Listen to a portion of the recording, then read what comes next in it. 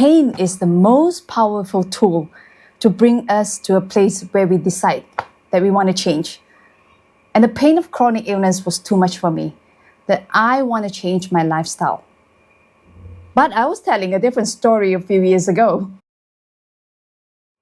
When I was working as a medical rep, I was trained to tell my customer that lifestyle modification doesn't work, it is not effective. So go with the drugs, But when the table is turned, that I become the patient, I don't buy to that story, because I know lifestyle modification is effective and it brings about a more lasting result.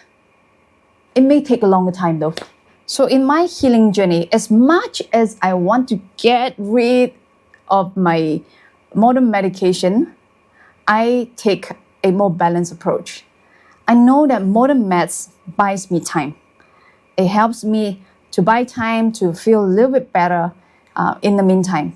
So while it's buying me time, what I do is to look for the remedy that will help me to heal the root cause of the problem, the root cause of myasthenia gravis for me. Well, I'm after all the sum of all the choices that I made in my life, the good choices, the bad choices. And how do I end up with a disease like that? It's also partly because of the bad choices I made in my life. But the good news is I can change that. I can choose a different path forward. I can make better choices. I've shared with my friends that I cannot be grateful for myasthenia gravis, and this is true. But I'm certainly grateful for all the things that I've experienced as a result of the growth that comes about with myasthenia gravis. MG has indeed shocked me into changing my life because the pain was too much. And what was the pain about? I don't really experience physical pain. But what happened is that I tend to have slur in my speech. And I'm a person that loves talking. Can you imagine that I have to withdraw from that and have to talk a bit less? That was quite difficult. And I am quite a fun person, I love going on adventure. I just love taking risks and do all sorts of funny things. But as a mother, I feel like I can't be as fun as I want to be.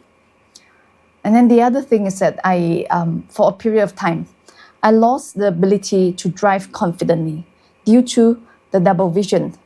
And that was hard. I'm a person that moves around freely. I love my freedom, but my legs was taken away in that sense when I can't drive confidently. And I've decided that I want to reclaim my life. So change is necessary. There are 3 major things that I've done and that I'm going to share with you. The first one being looking into my diet. As an adult, I realized that I become what I eat. If I eat junk food, the body comes up with junk. If I eat healthy food, I feel better. And so that was the first thing that I check on my diet. Is there anything that needs to be changed? I love my food. I really enjoy my food. I'm the type who be like, people see me eating and they want to eat, that kind of person. And well, getting sick, I need to make a decision. What do I do about that? What do I want? I said I want to reclaim my life. And it's some kind of sacrifice that needed to happen. Or in a way to look at it, I made a better choice on the kind of food that I take. So I've tried multiple things, I've heard people say that the vegan diet or the vegetarian diet is effective for them to bring them to remission. So I tried that, but it doesn't work for me. I felt quite bad. Oh my goodness, symptoms rise and it really doesn't suit my body. So I was really reluctant to go on carnivore diet because but I still want this and that and that and that. But eventually I found out the meat-based diet is the one that is more suitable for me. And I am still on that meat-based. I still have my herbs and spices because I love them so much. I still love the flavor in my food. So it's not like strict carnivore, but it's more meat-based keto diet that suits me for now. And I'm grateful now to find that I'm feeling better. In my healing journey, I pray and I ask for guidance from God. And sometimes God has a funny way to show me what works for me. When I was on the ICU bed, my husband's income was threatened.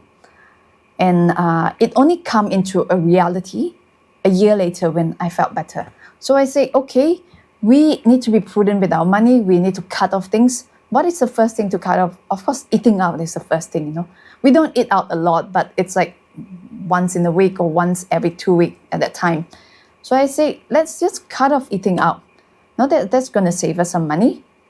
And we did just that. After 3 months of not eating out, I was able to drive confidently again.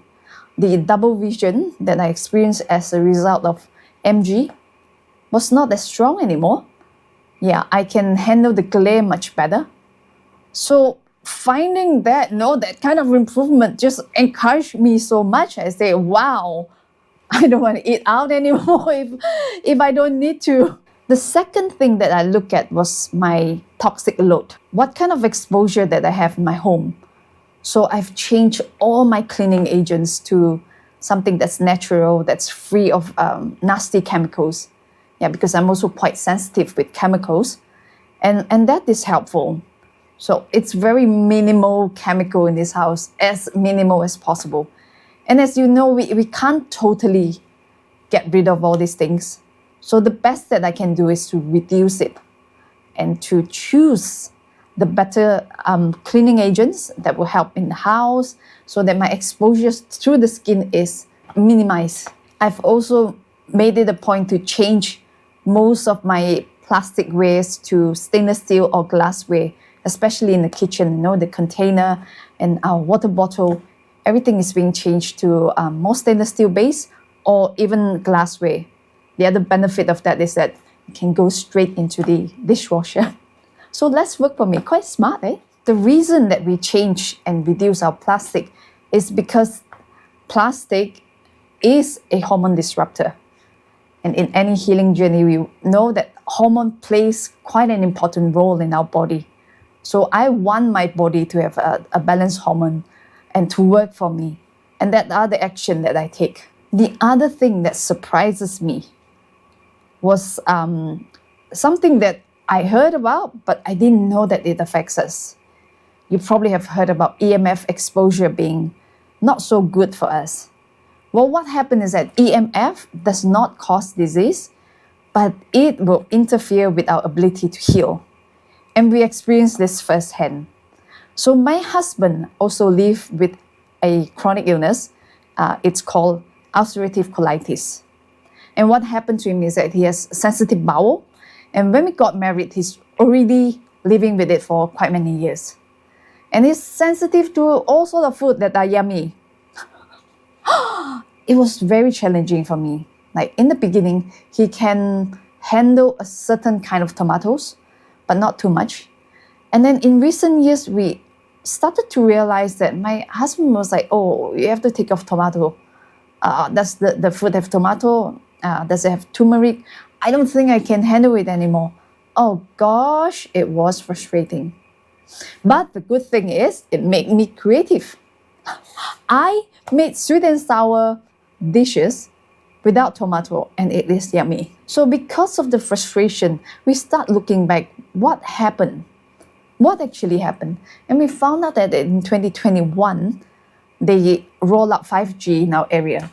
And when we look out our windows just out there, oh boy, there are a few 5G towers directly at us. No wonder why my husband finds it hard to heal.